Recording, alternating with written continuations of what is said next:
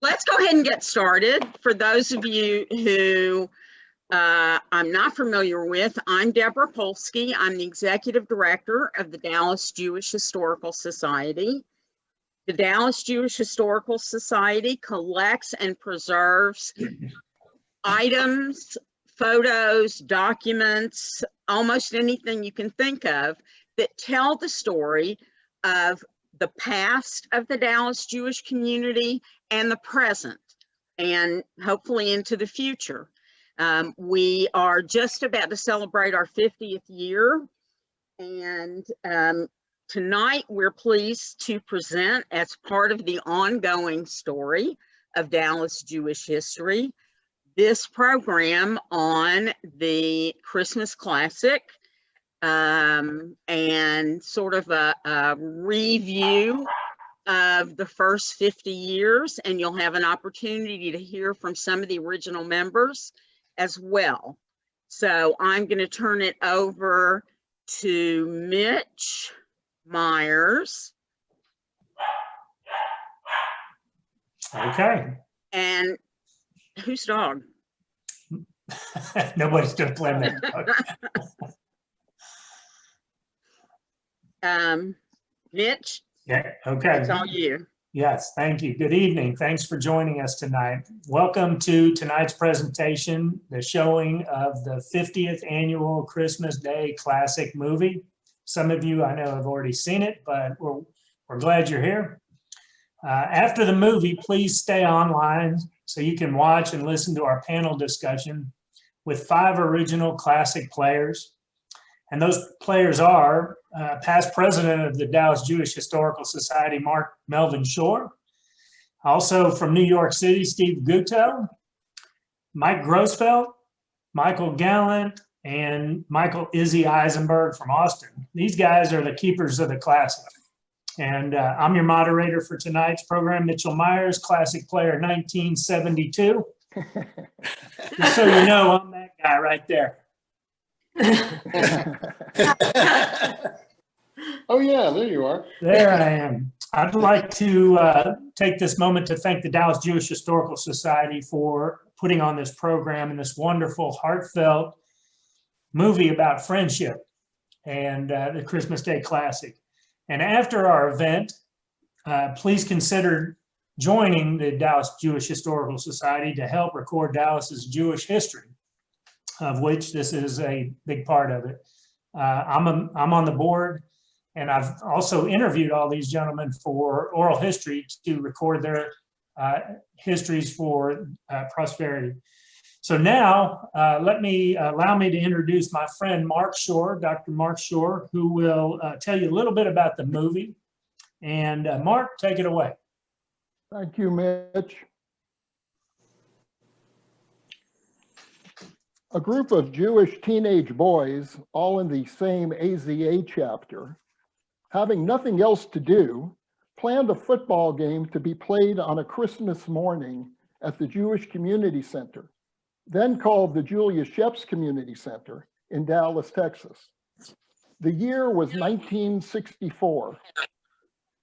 The boys enjoyed playing the game so much, they decided to play again the next Christmas morning the next year, and the next, and the next, and the next, and so on. 50 years later, having played the game annually, a film was created as a tribute to the tradition that evolved and the lasting friendships that have thrived throughout the years. The film you are about to see is about friendship. It's about tradition, and it's about growing up Jewish in the last half of the 20th century in Dallas, Texas. Ladies and gentlemen, the story you are about to see is true. The names have not been changed, and no animals have been harmed in the making of this movie. Please sit back and enjoy the Christmas Day Classic. Take it away, Jessica.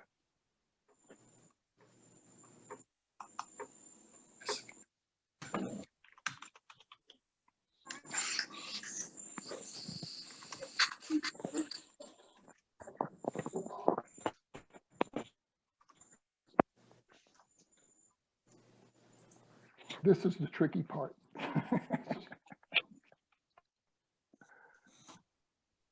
Mark, can you hear me?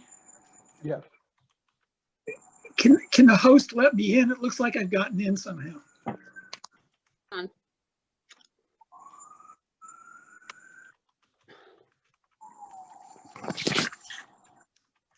What did Izzy do? One moment, please. Oh, bear. The bear.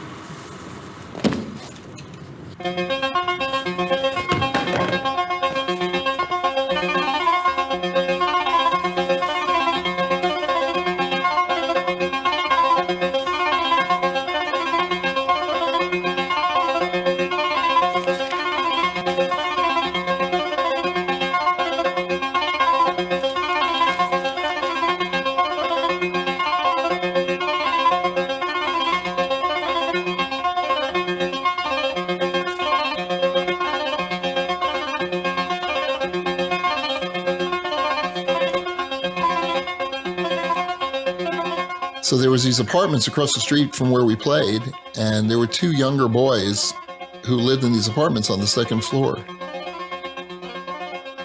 They had this perch, this view of our game. Every year they'd get up and watch us play from their apartment. The legend has it, they both woke up and looked out their window and they saw us playing. One turned to the other and says, "Must be the Christmas Day Classic."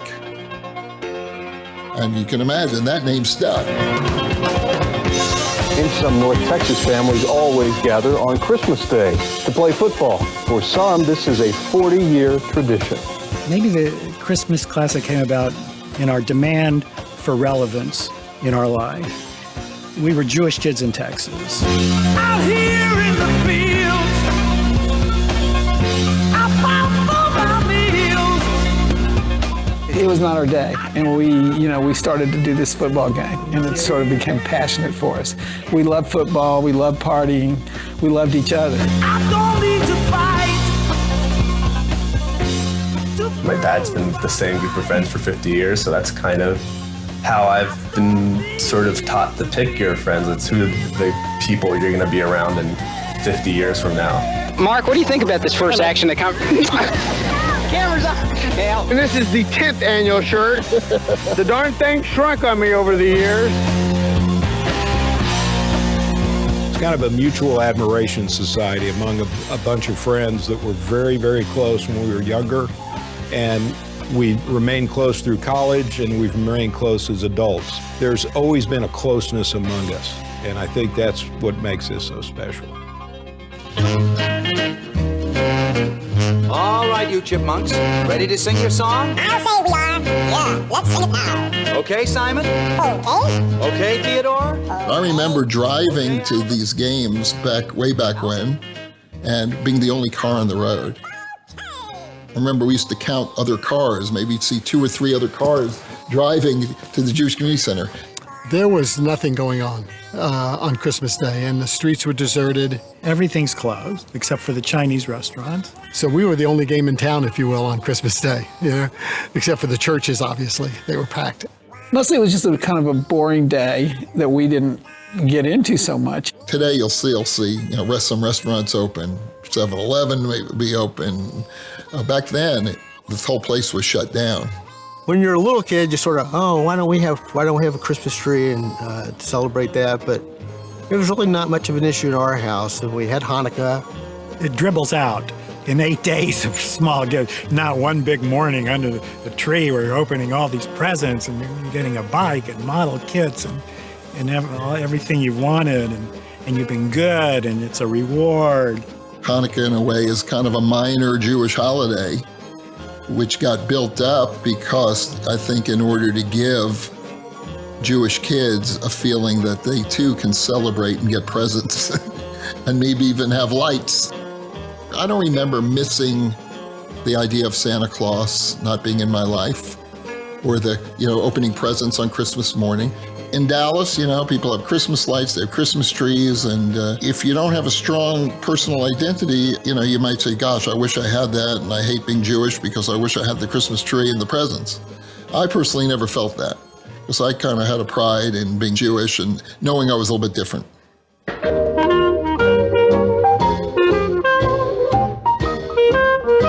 We were a pretty tight-knit group.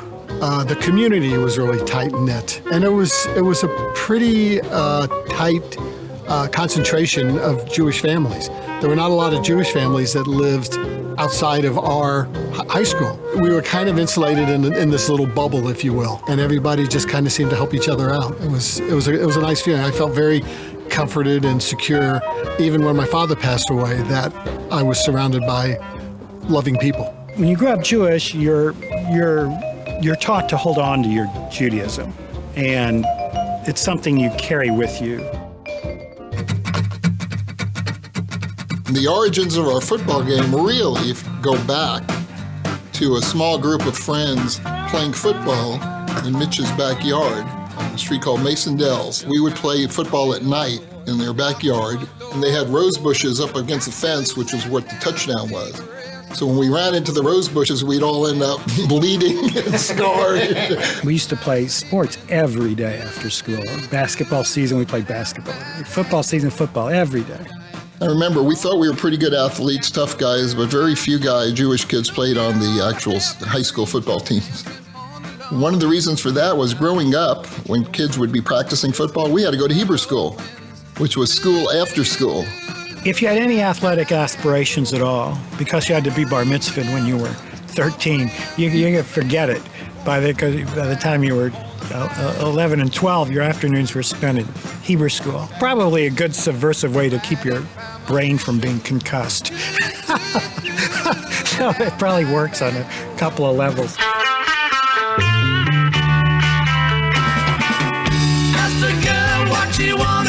This thing really came together when most of us were in 10th grade. And what was the big difference in 10th grade? We got our driver's licenses.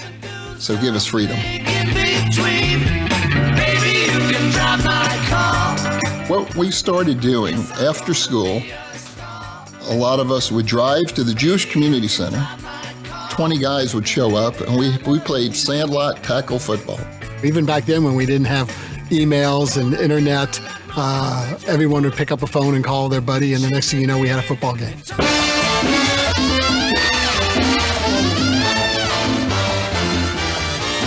Along the way, one of my friends, one of our guys, Alvin Miller, in 10th grade, became a little, I would call, infatuated or obsessed with the Playboy magazine, which is not unusual, right, for kids. And he started drawing Playboy bunny heads. He said one day, Mark, I want to form a club. I said, okay, that would be cool. So we formed a splinter group. This was a group that prided itself on being troublemakers. We weren't the best at rules. The group that we were kind of a little out of sync with the other groups. And we were sort of the a little bit wilder ones that stayed out all night, and we didn't dress quite as well. You can see I still don't. The Playboy Club football game was the origins of the Christmas Day Classic football game.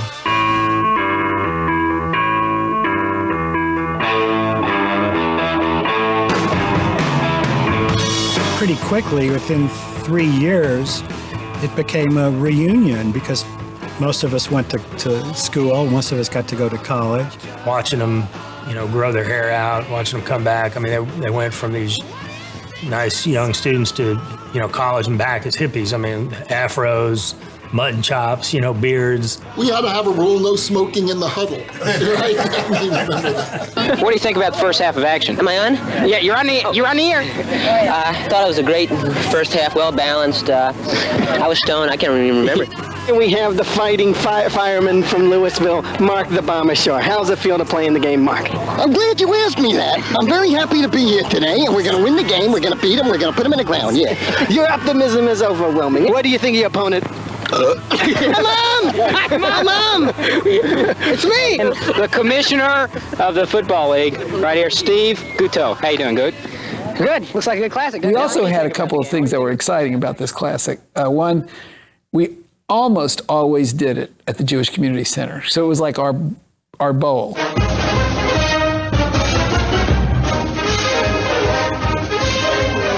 At the time, we were enamored of all the bowls, the Cotton Bowl Classic, and everything was a classic. So we would start the game either with a coin flip or something to decide who's going to receive, who's going to start with the ball, who's going to be offense, and who's going to be defense. And then the game would begin. We played 7-on-7 football.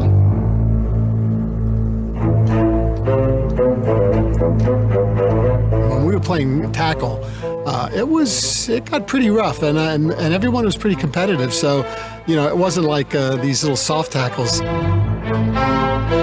We were throwing guys to the ground pretty hard. The Jewish people are people of tradition. So our tradition was tackle football.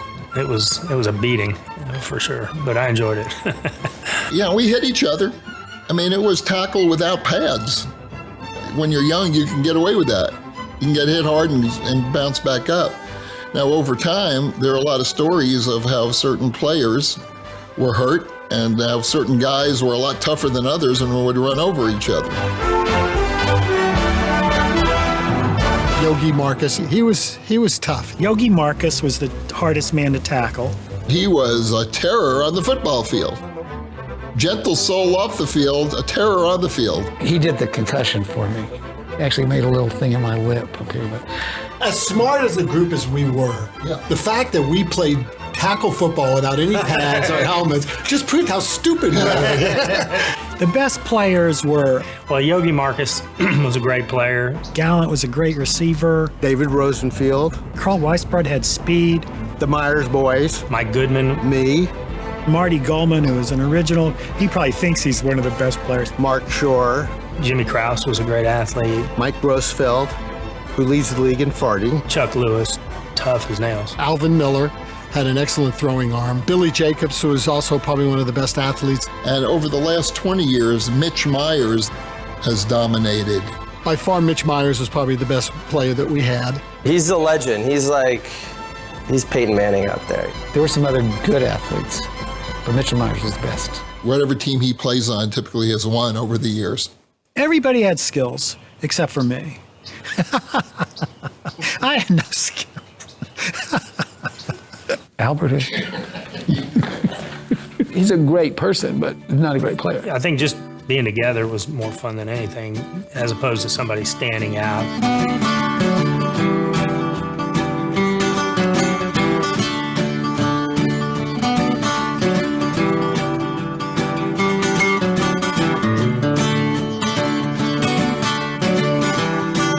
We started getting over the years. It's a perfect definition of a captive audience. Poor old granddad, I laughed at all his words. I thought he was a bitter man. He spoke hard when... It became something not just for us, but for our extended family to come out and be part of this happening. I think it probably started at around the 10th Classic when we made it more formalized. We started to have a party the night before, and then we'd have a party the next night. You know, my mom creates an amazing Israeli food spread every year. I think people look forward to that. She's very proud of her falafel. To be straightforward with you, everybody think it's about the ball they kick Christmas morning at the JCC. That's not what it's all about. It's about the falafel balls that we serve on Christmas Eve, the night before. Those parties became a real part of our lives. The films would be playing up there, and back then it was all 8mm, so the speed, they were all sped up. You know, they weren't in real time, and everybody's moving faster than they can really move, and you see people getting laid out and killed. It was good entertainment. we're playing another year. Here's the invitation Izzy would send out.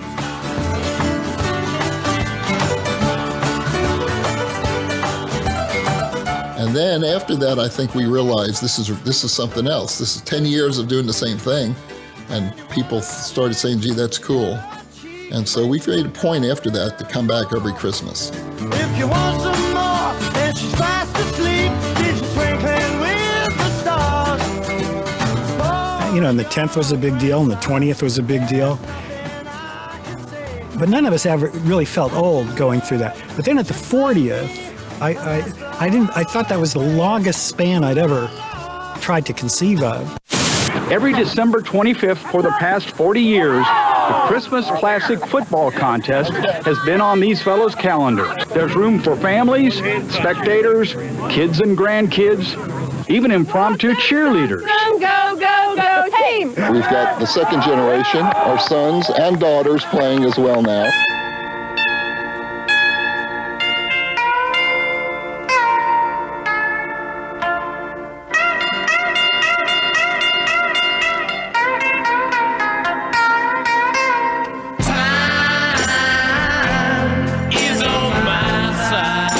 It's just an incredible tradition. It's very unique. Whenever I'm explaining it to people, very prideful to talk about it. Just, proud of my dad and his friends for starting something like this. It's kind of like, Jacob carrying on Isaac and Abraham's tradition. It's Logan carrying on Mitch's tradition. It's very biblical. Oh, please. It gave us like a tradition on a holiday that wasn't ours. Exactly. Yeah, it created just another way to bond with the people you know. That's extremely gratifying that our families, our kids have taken this up because, most other things that the parents do, they don't want to have anything to do with.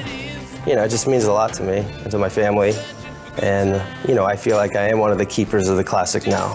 They're going to put it on their will that we have to. They're going to guilt us into it. It's something that goes from generation to generation, and it's really important to us that we continue to do that.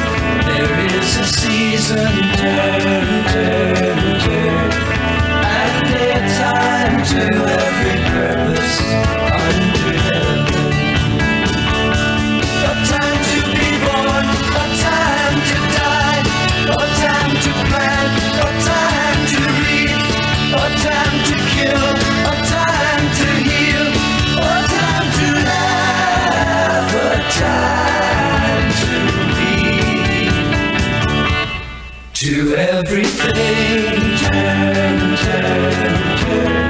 There is a season, turn, turn, turn. And a time to every purpose under heaven.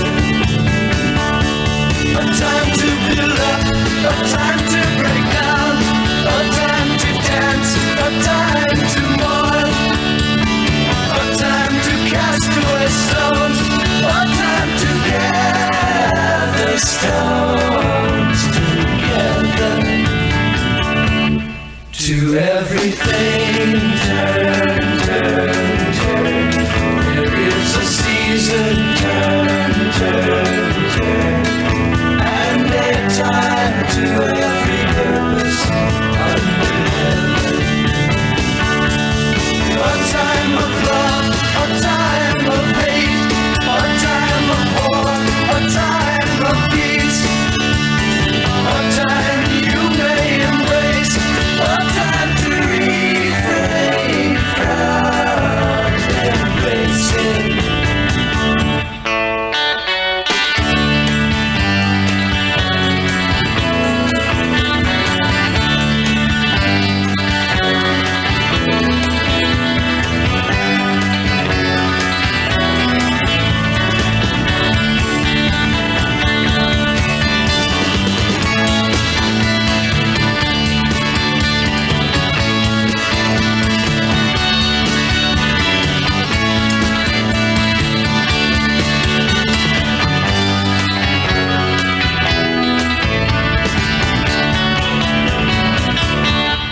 To everything, turn, turn, turn. There is a season, turn, turn, turn. And a time to every purpose under heaven. A time to gain, a time to lose, a time to rend, a time to sow, a time for love, a time for hate, a time for peace. I swear it's not too late.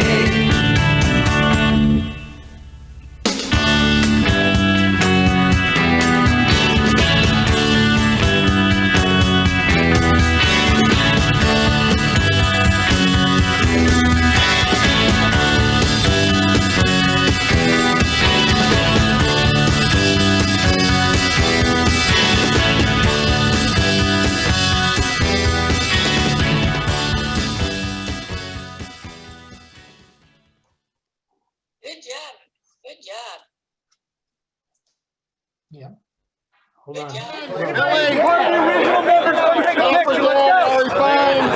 Last one, too. Where's the You have to be over 50. Okay, that was my only. Oh my God! Boy, very nice. We have moved into the legacy. Don't laugh. We're right behind. Okay, this is the ball we're going to use so I can catch it. Definitely. Small ball. Okay. Small ball. Just like the rest of us. Happy! I'm going to get behind a small guy. Many original members, huh? Yeah. Sarah, come back here. Mitchy boy! Albert. Wait, hold up. We need one more. Albert, do you remember who we are?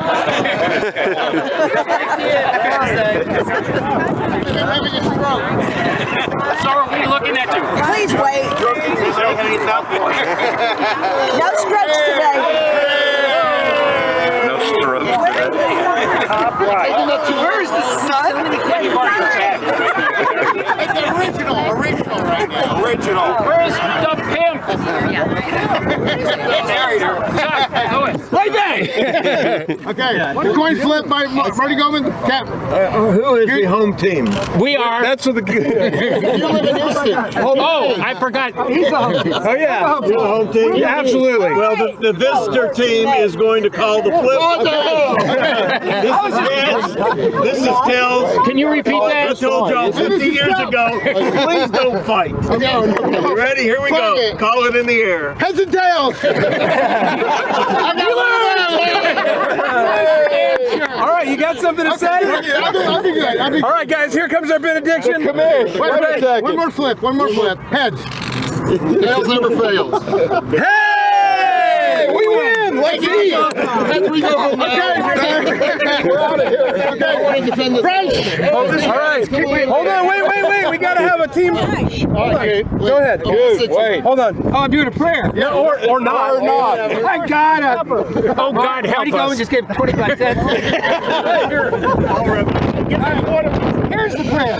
God, look at this group. Just think that if the world, and look at this weather, God, and thank you for all that, and just imagine that if the world were like those of us here today in the way we argue and the way we fight, it would even be worse. So feel good about what you're doing already.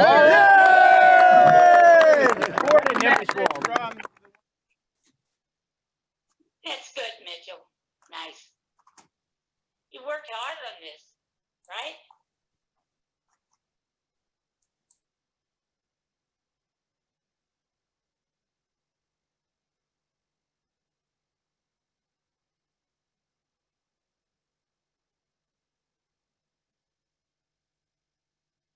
You're muted, Mitch. Yeah. Okay, how you doing now? Good. Oh, me? No, not you. Okay, so I got a little housekeeping to do first. And but first I want everybody to say hello to Estelle. Hello, She's been, Estelle. watching from the iPhone. Everybody wave to Estelle, that would be great. Hello, Hey. everybody. Yay. She is a classic participant in every sense of the word. Just a couple of housekeeping things. Just try to keep your screen on speaker view. If you could do that instead of gallery view, you'd probably get a better deal. If you have questions during the next segment, just hit the chat button and write it in, and we'll try to get to your questions. And if the internet connection was a little spotty for the movie will be on the Dallas Jewish Historical Society next week, I believe.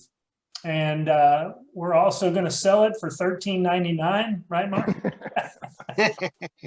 Well, you guys got $10 tonight. But let me introduce the panel without any further ado. This gentleman, Dr. Mark Schor, is a licensed professional counselor. He's a career coach. He's the senior vice president at Right Management, and he also co-produced the movie that you saw tonight. And he's from Dallas. The next panelist is from Dallas but lives in New York City. It's Rabbi Steve Gutow. He's also a visiting scholar from Wagner School at NYU, and he is up there now. We also have Mike Grossfeld, who is a retired real estate and management retiree, I guess. He plays a lot of golf. He wouldn't give me his handicap. He just said, yeah, but I don't know what that meant. So anyway, Michael Gallant, who is the owner of Custom Powder Coating, and he plays a lot of golf too, right, Mike? Yeah.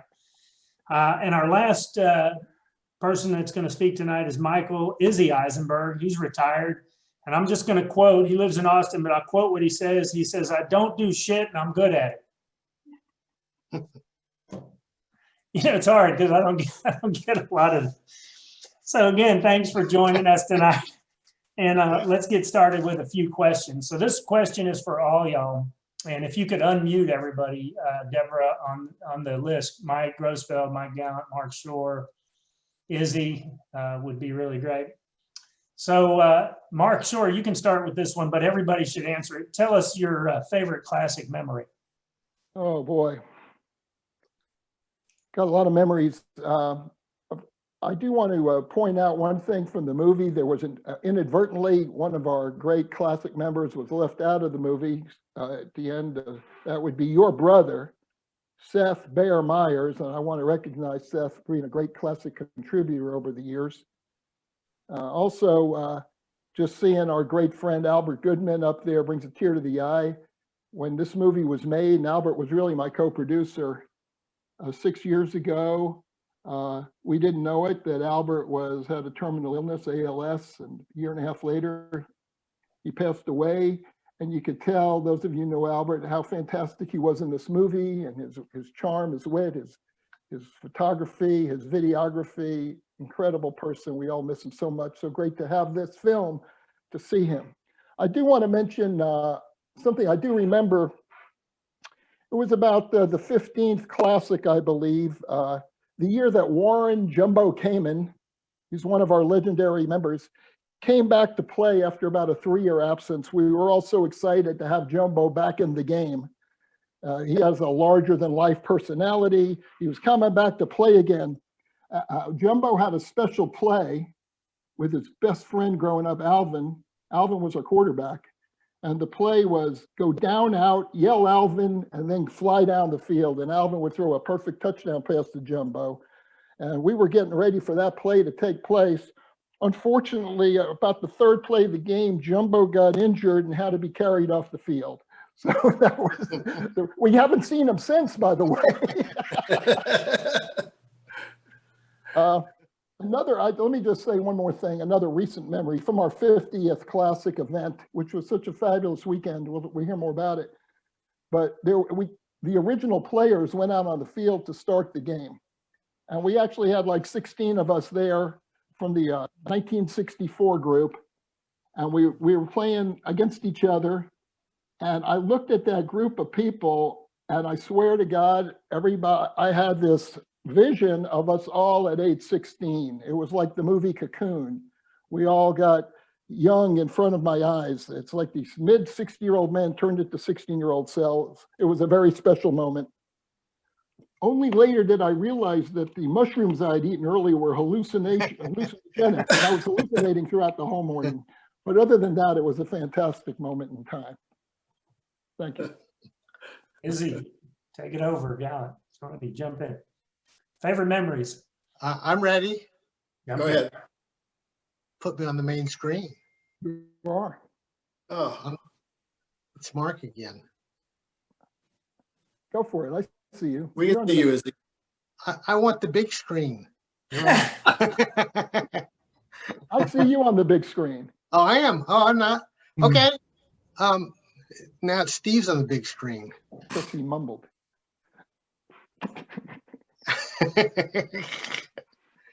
Okay. Am I on the big screen? Yes. Just talk, Izzy. I'm not. On my screen, I'm not on the big screen. Okay. I deserve to be on the big screen. You are. Okay, never mind. Okay. My earliest memory is I graduated from UT in December of 1971. Went to Dallas to play the Christmas Day Classic. Billy Jacobs was quarterbacking. I got open. He hit me with a perfect pass.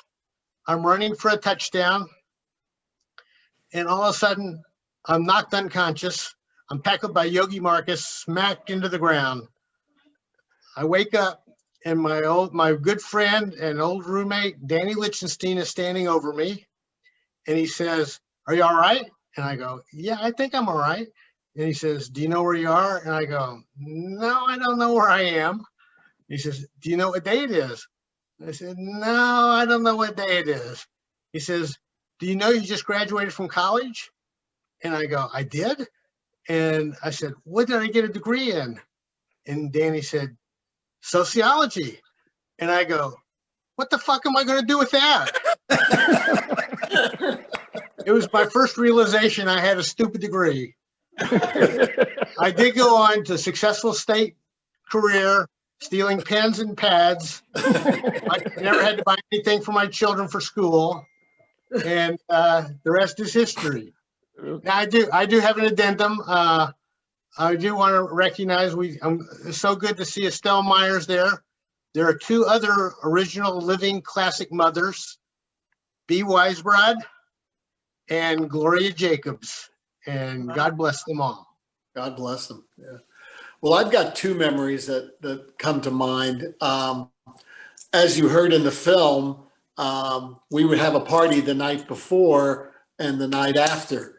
So in 1983, 2 women showed up at Mark's house, which is the night before, which is where the party was. And one of them I was very interested in. And it turns out that it was this beautiful woman right here. And the next night, I invited her to come to my house where we were having the party. And she never left.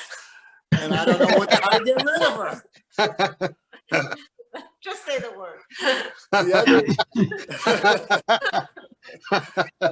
The other memory that I have was, and this is probably my proudest moment of the 50 years of Christmas Day Classic, was when my daughter caught 2 touchdown passes and was named most valuable player of that year's Classic.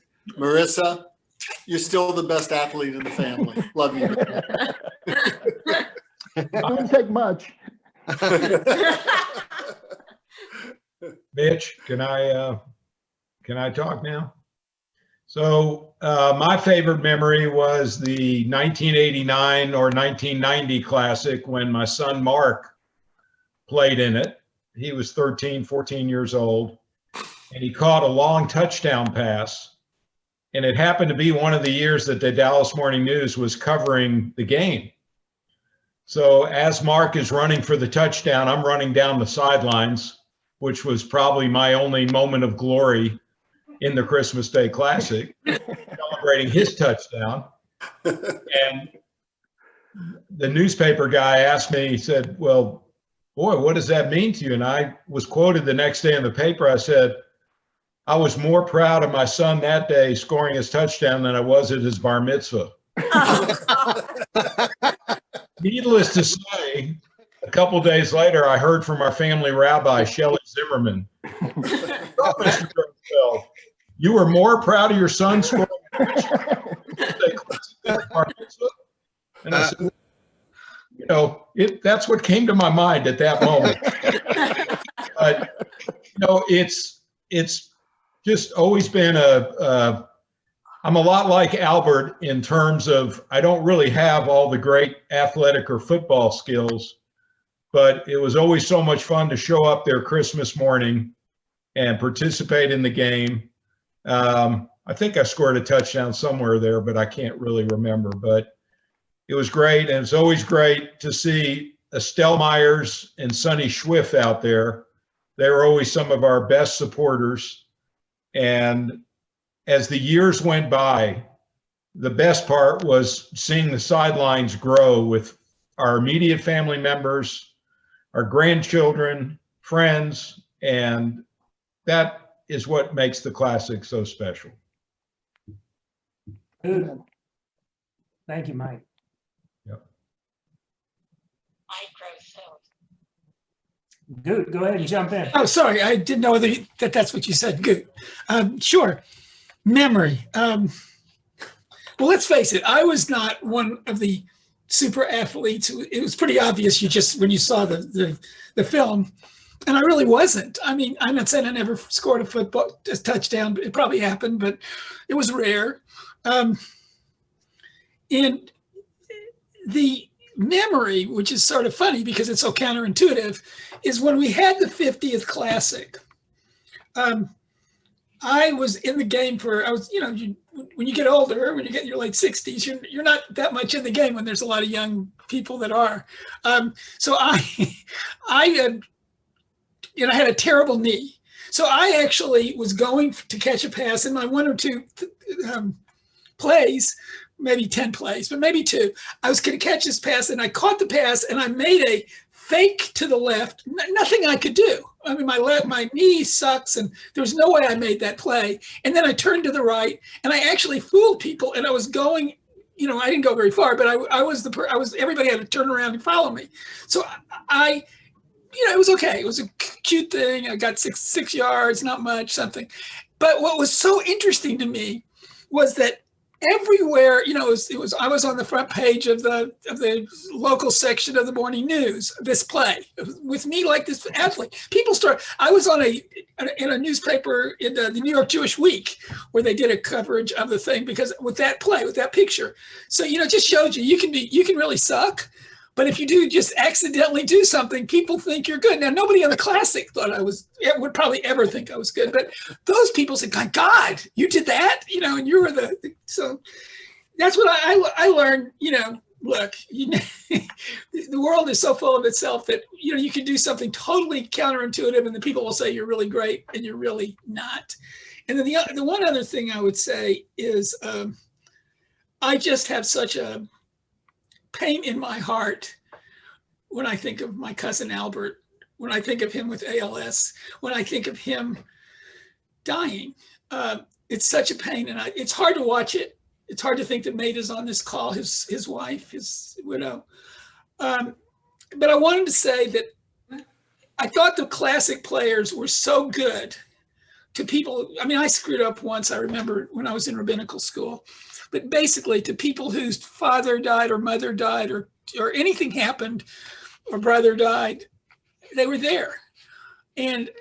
But it was in spades. This group came through for my cousin, and I could start naming people. I mean, I would hate to not name Ronnie and Mark, who were overwhelming, Mark Schor and Ronnie Meyers, but all of us were. And I just want to say that was a moment that showed me what we were made of and what this classic had given to us. This was in 2016, which means it was over 50 years, and people were bringing food and coming by, and they were in love, and they were so sad.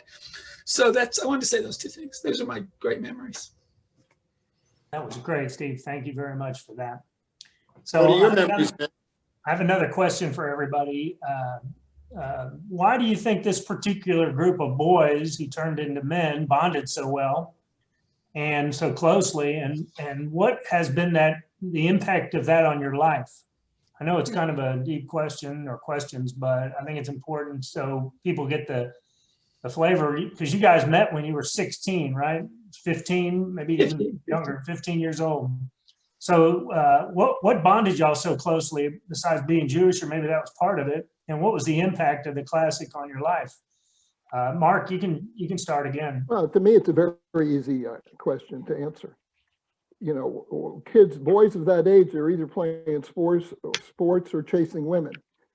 So chasing girls. So we never, most of us never caught any girls. So we ended up playing football all the time. So that's my answer to that.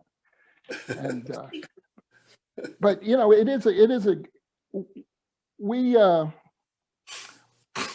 what I have discovered over the years is that our friendships when we were kids, we just bonded together. It wasn't just 2 or 3 people. We're talking about 16 people. And some of us, there's like a 3 or 4 year age range, really, that we all came together as a group. And to the point where I've been thinking lately, I didn't even see us as individual. The individual differences weren't big deals to me at that time. We were also accepting and loving of each other. You could see the love in the movie. It wasn't just friendship, it was really loving each other. As I've gotten older, I've started recognizing the individuality that we have. And now I really don't like half of them. It's very, I didn't see any differences in us. We were just one group of great friends who would enjoy doing the same things. One thing that pulled us together was a love of sports. And we did play football. We played basketball, we played softball. And I think the sports, being Jewish, of course, occasionally we would have a lonely Gentile play in the classic, by the way, but that didn't last very long. William. Izzy, next question goes to you. Go ahead. What? Give me the answer. 4? Oh my God, somebody cut him off. Your wife said, who gave you a computer? No, seriously, the invention of super glue, that helped bond us together forever. Okay, Gallant. Grossfeld. Nobody else would be our friends. So got each other. That was it. We tried to make other friends, but no one would accept us. Mark Miller. Well, if I may, we were all in Kaplan AZA, and that's where we really started and became a group. And it seemed like that all the Jewish kids who were good athletes joined Kaplan AZA. And, we'd have these rivalries, of course, with the other AZA chapters, Monsky, but their mommies would used to drop them off at the games in their Cadillacs and their Mercedes, and we'd come rolling up in our Mustangs and Falcons and what have you. But we were pretty dominant, and we thought we were pretty cool. But I think sports really, like you said, Mark, really brought us together and created a bond for us that it's lasted for over 50 years. Yeah. And, what does the classic mean to me? Mitch, I think that was the second part of your question, is that I have the ability to enjoy my life with the greatest group of guys that's on the face of the earth. And they are they are special, and not just because we were all thrown together, but because of who they are. So beautiful. That's beautiful. Steve? Well, I consider what we had, I'm a rabbi, so I talk like this, sort of a holy history. For 56 years, these adventures with the classic and its actors, they formed my life's vision of how relationships should be. And I think it's, it's also can be kind of harmful because we really think the whole world's supposed to be like this. Whether it be love or arguments, which we had more than our share, whether it be the history of relationships, or whether it be stories, they come from there. And how do you explain this? Because, particularly if you're me, you leave Dallas and you go to all these other cities, and you're not going to have these friends. I mean, you're not going to have these kinds of friends. You have good friends, but you're still looking. I mean, who gets it? It's not just a football game. How do others even relate to these stories? Like this has been, I just kind of sometimes back off from them. Most do not know that many people from 56 years ago in their lives. But we know hundreds. We know a closeness that's very, very hard to replicate.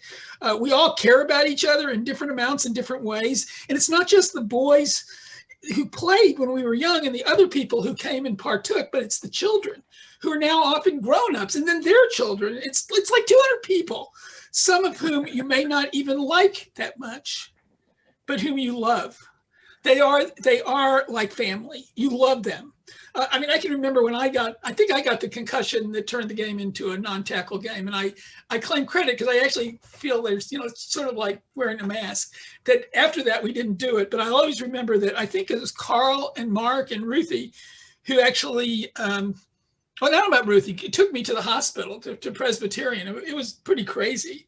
So there's lessons for life, how to play, how to relate to people, how to love your friends, and mostly how to laugh. And I'm saying it was a problem. I'm coming to New York and telling people about this thing, explaining and justifying to those you meet, because they don't have this. It's not even the ones you fall in love with, even some of your spouses, because I've heard them say it. I'm not married, as you know. They can't understand why it's so important. Can others even understand it?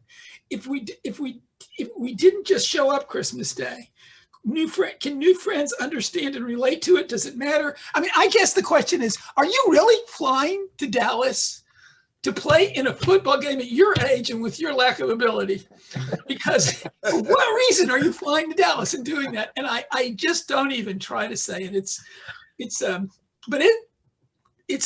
gift, and it's also a challenge. That's great. I got a question from Ron M in Houston. And yeah, Ron M. So what one word, good, this might be tough for you, but what one word describes what makes the Christmas Day Classic special for you? And we'll start with Mark again. Oh, geez. I think anybody's watching. Tradition. Falafels. Hey, my wife will like that one. Friendship. Mitch, we lost you. We lost your face. No, I'm here. We just can't see you. Yeah. Loving friends, friendship and love. One word. Friendship, love, choose. Beautiful. So, I had another question from. that I love that, Mitchell. Seth M. in Tucson. Seth M. Seth M. He wants to know what are the earliest memories you have when you went off to college, you know, from high school to college. You had the afros, you know, your little hair. And not all of y'all had this. Mark Schor definitely had this. Seth, the Bear Myers had this. Yeah. Any memories in college coming back? Big time, 60s, late 60s? Yeah. Mark? Well, you know what they say about the 60s? If you live through it, you don't remember it. I'll just stick with that answer right now. But again, it was coming back to this touchstone place, you know, the JCC on Christmas morning. You know, a lot of kids at that age feel a little lost. They may go down paths of loneliness or confusion. And no matter how lonely and confused we might have been, we always knew where we were going to be Christmas morning. And it was always a great experience to be together.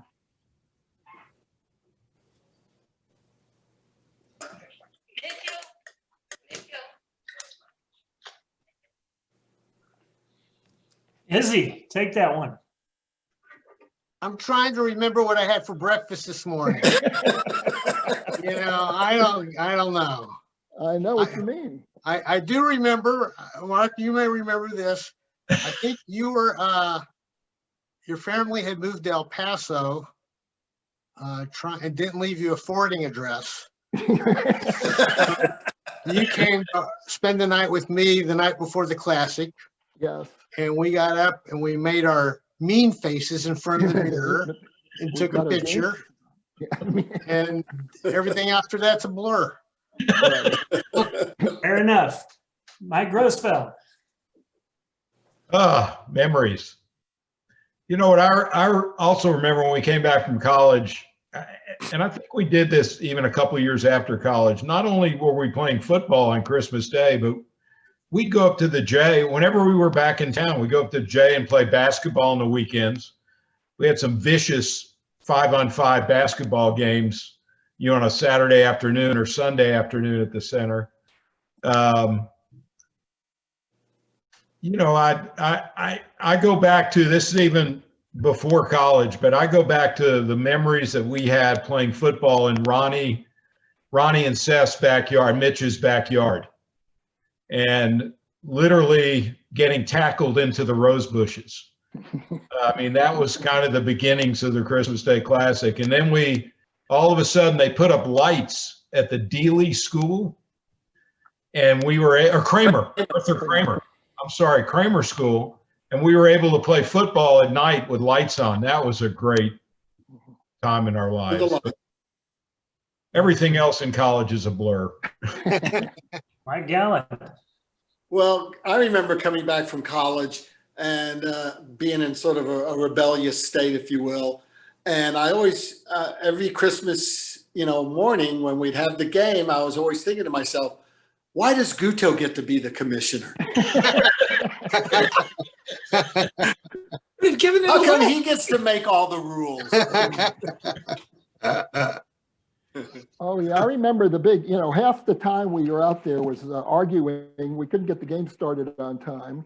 We had Alvin and Gut were, strong-willed people, and they would get into it. I want to say that the quarterback is usually the most important position in football, and we've had 3 great quarterbacks in the Classic. Number one, the original was Alvin Miller. He could throw the ball 80 yards.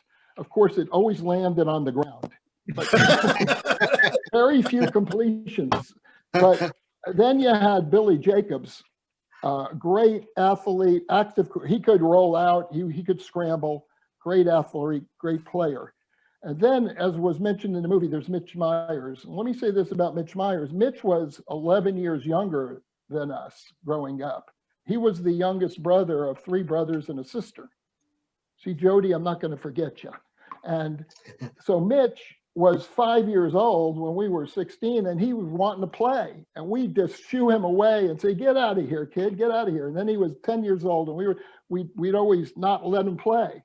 Well, Mitch got his revenge on us. As soon as he got to be 16, 17, he started being really good. And then for the next 40 years, Mitch, as it's mentioned in the movie, has dominated the classic, best athlete in the group. And Mitch, I don't know where you went right now. You might have disappeared into the ethernet, but He's there. He's there. Good job. So, Mitch, I've got a story that I love, and I know Mark loves this story too. It was earlier than it was early. It was 1963, and we were just beginning the classic, and I was like, like 14, 15 years old, and we decided to play a Thanksgiving classic because we were never satisfied. And so the question was, when we were thinking of playing this Thanksgiving classic, there became a real problem because on November 22nd, John Kennedy was killed in Dallas. And so we decided not to play for about 6 minutes.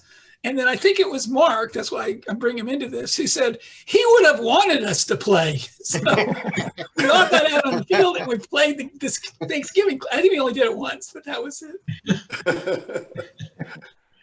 That's right.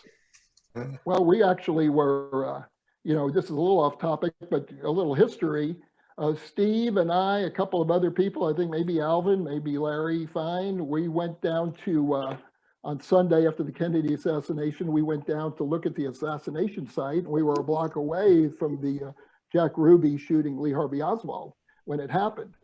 And we got in a car and sped to Parkland Hospital because we didn't know what else to do. And so there's some history as well tied into our group. That's great. I got a couple other questions. There's some that are coming in, but can we talk nicknames for a second? Everybody okay with nicknames? We had the Craze, we had Dapper Dan, we had Big Man, but there's 3 specific ones that I really want to ask about. The Pimp.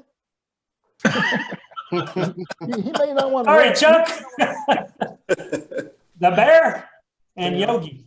So tell me about the Pimp. Anybody jump in. What is the Pimp? Mark, you gave him that name, didn't you? No, I didn't. Put him on the spot, Michael, when you know he does.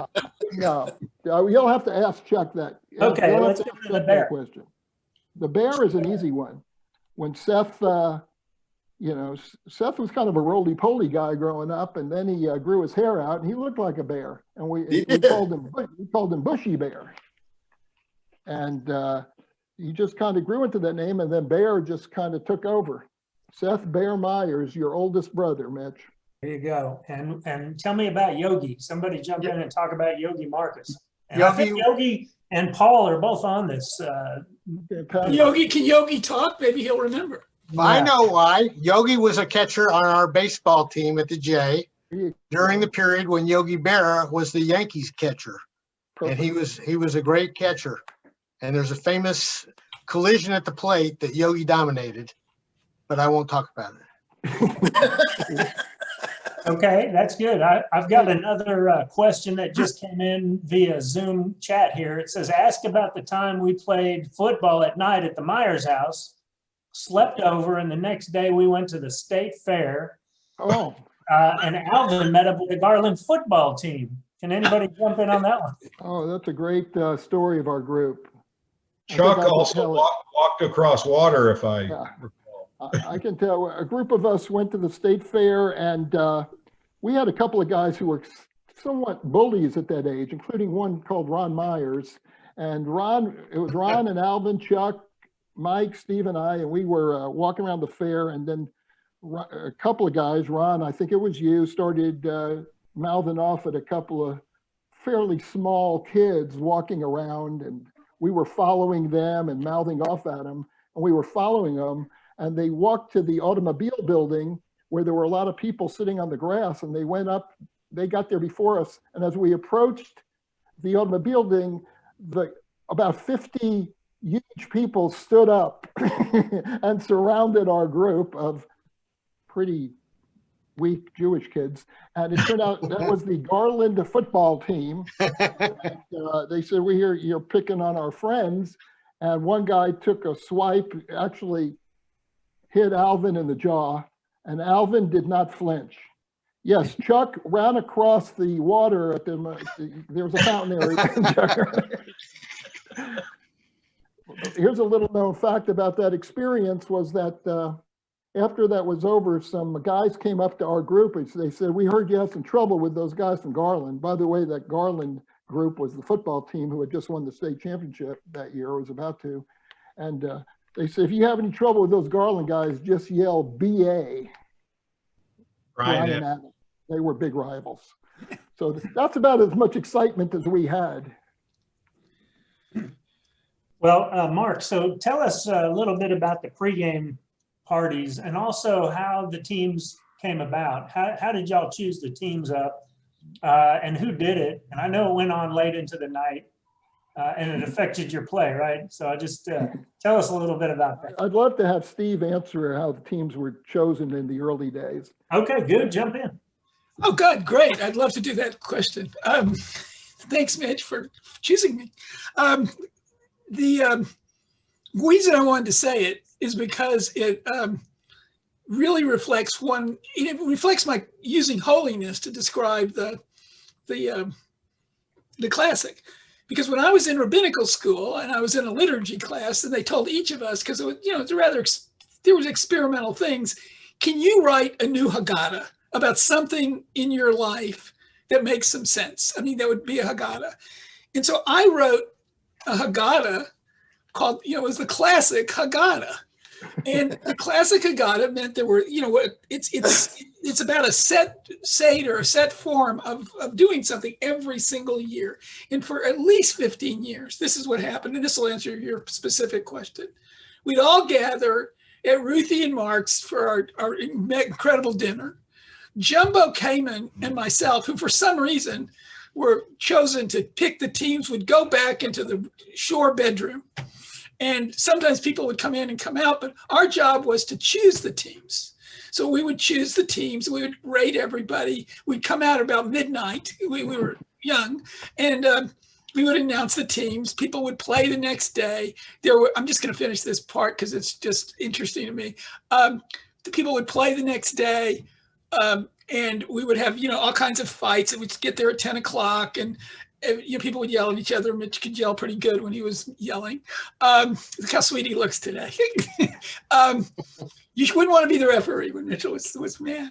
No, but in all honesty, and then we would all generally, we would take a picture. It was a mandatory thing, so Izzy could do his thing the next year. We'd often go to a restaurant, often a Chinese restaurant, because that's what Jews do on Christmas Day. And then many of us would go to a movie, and then we'd wind up at the lovely home of Michael and Annie, and Michael and Ann's, for these a little bit more restful, not as intense as the one at the Shores, but it was also a great place. And we'd have these romantic, it was like a romantic place. I don't mean there was romance going on, but it was like a romantic place.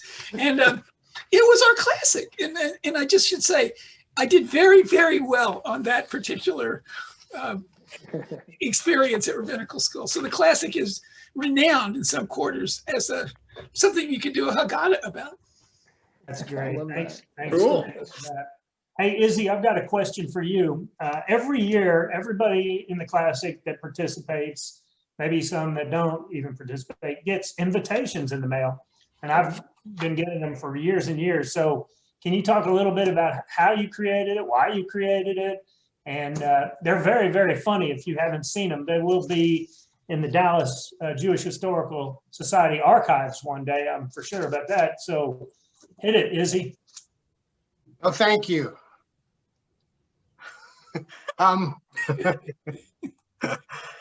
It just comes to me every year, something funny. Sometimes this year was very good. It was very easy. It had a COVID theme, and for the first time in many years, I will not be coming to Dallas for the game because I have an underlying condition, which means that if I catch COVID, I'll be underlying the ground. So it's just something I like to do every year. I do want to make note that almost every picture has a picture of me with Michael Gallant putting his hand on my head. I don't know if it's sexual or anything, but it's always fun.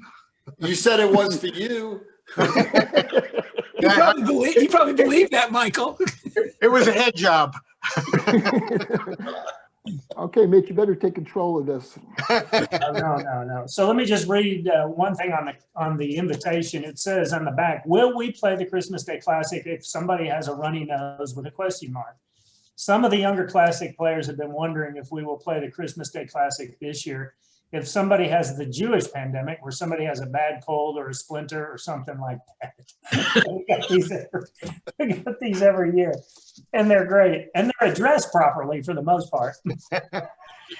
One little historical note is I used to send it out on a pretty lightweight paper, and one year Mike Grossfeld told me, he says, I get this shitty little ripped up little paper every year with the invitation. And then I went to heavy cardstock the next year. Thank you, Mike Grossfeld. Welcome. Heavy cardstock. That's they send them by email these days. They have these apps. What's email? So this is for really, I mean, Steve Gutow, but anybody can answer this. Are there any specific incidences that made a difference in the life you've lived to now with because of the Classic? I know Steve had really answered that question earlier, but Mike Grossfeld, you want to think about that? Any specific incidents that made differences in your life? Did they? Years of psychoanalysis.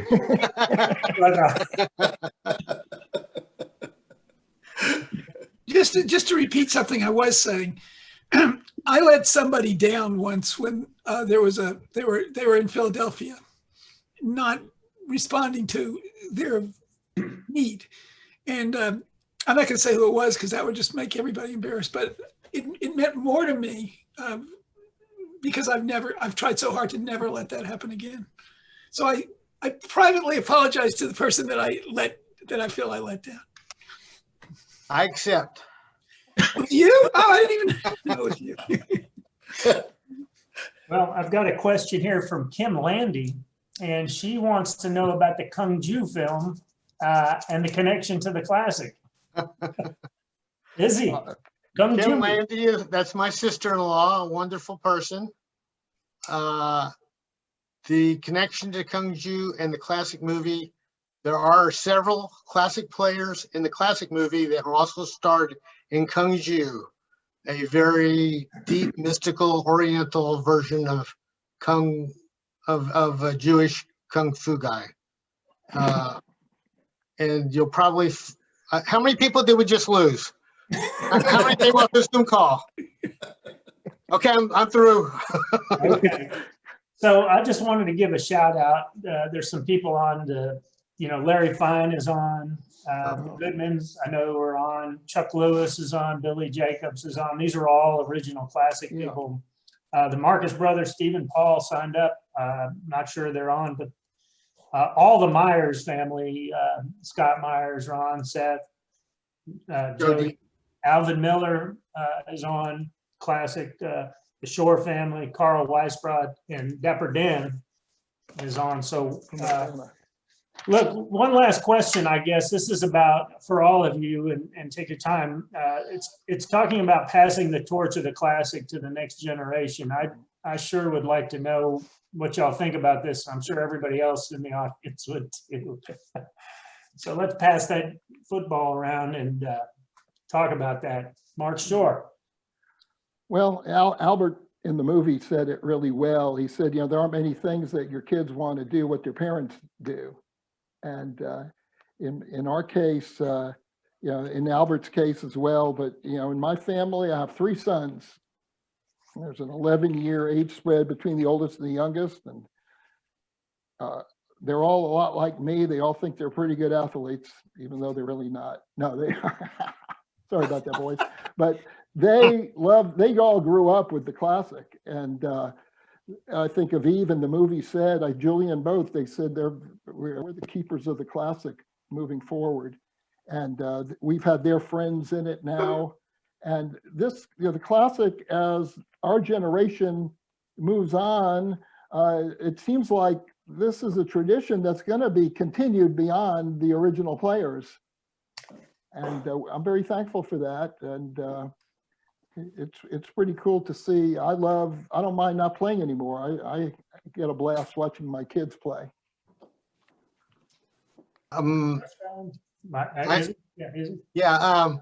My two daughters, Anna and Emily, and my wife have gone to Dallas every Christmas since they were born, besides my wife. And they are so thankful for the pandemic so that they don't have to come up to fucking Dallas anymore. And my wife is ecstatic.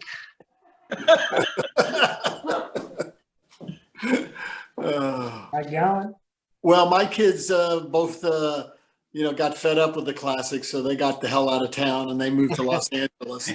And but I try to entice them every year, to come back and play, and they look forward to it as much as I do, having them there. And like Mark said, I don't play anymore, but I love watching them play. And Marissa thinks that it's a pretty sexist game because they stopped throwing to her. And even though she was an MVP, but no, they don't throw the ball to her anymore. And she could still probably score. But one of my son, Ben, he was never an MVP, and that's weight heavy. Marissa just sent a chat message saying, "What? We're not playing? What happened?" Exactly right. Well, my son Mark played in the game over the years, and my daughters always attended the games. But what's been really neat in the last couple of years is one of my grandsons is playing in the game now, Jacob. So it's neat to see that. And I've got a son-in-law playing in the game, and I just got a new son-in-law this year. I've got to get him up here to play in the game. So it's going to continue. It's going to continue. Hey, let me give a shout out to Scott Myers and Olivia Myers. Olivia was the first grandchild to play, and she was the second girl to play. And she's a great athlete. She wanted to get in there. We used to have a rule that you had to be bar bat mitzvahed in order to play. And our rules kind of got more liberal over the years. So Olivia started at an early age. I also want to mention one thing about my family. I mentioned my sons. I got to give a shout out to my wife, Ruthie, because her falafel parties have become world renowned the night before the Classic. And by the way, she is now making jalapeno falafels, and it's called Tex-Med food. It's a fusion between Mediterranean and Texas food. And you'll be seeing the trailers with the Tex-Med food eventually. I don't know if you recall from the invitation that I did say there would be a drive-by party at Mark's where you come up to the Schor house, Ruthie throws a falafel at you and squirts you with tahini sauce, and you're allowed to tell one bad story. Poor joke.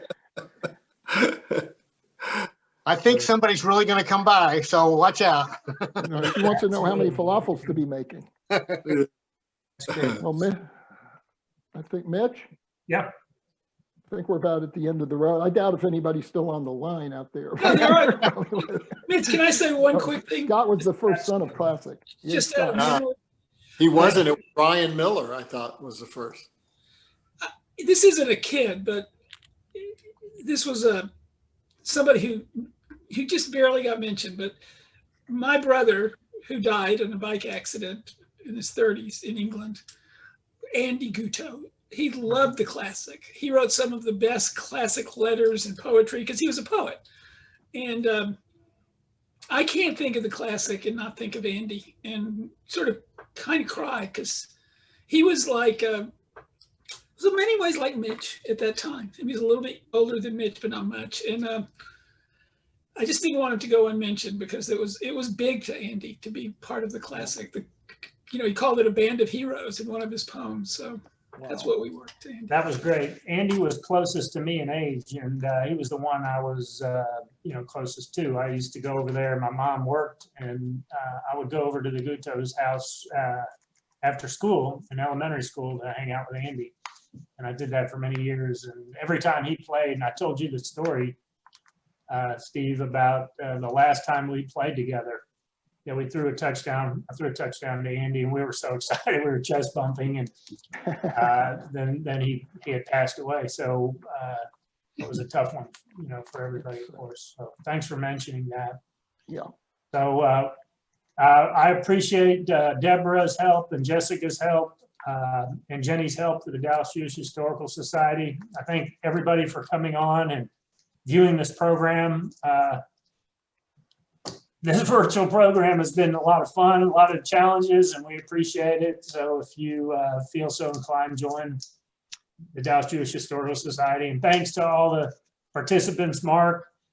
These are my friends. These are the guys I look up to. These are my heroes, and I really appreciate them considering me an original classic guy, and just really appreciate it. I got a lot of love for them all. So thank you, Steve and Mike Grossfeld, who lived with us for 1 year and on Mason Dells. Izzy, thank you. Steve Gutow, Mike Gallant, appreciate it very much. Thank you, Mitch. You did a great job. Thanks, Mitch. Love you guys. Thank you, Deborah. Thanks, Mitch. We'll see you Friday morning, 10:30. We'll be out there. By the way, I got a letter from Dr. Fauci. All right, Mark, that's enough. Somebody will listen to you. We don't play touch football. No touch football. You just yell, I got him. But you got to wear a mask when you do it. Exactly. Bye, guys. Bye. Thank you all for participating, and we hope you enjoyed it. Thank you. All right. Good night, everyone. Good night. Good night, everybody. Bye. Good night, everybody. Good night, everybody.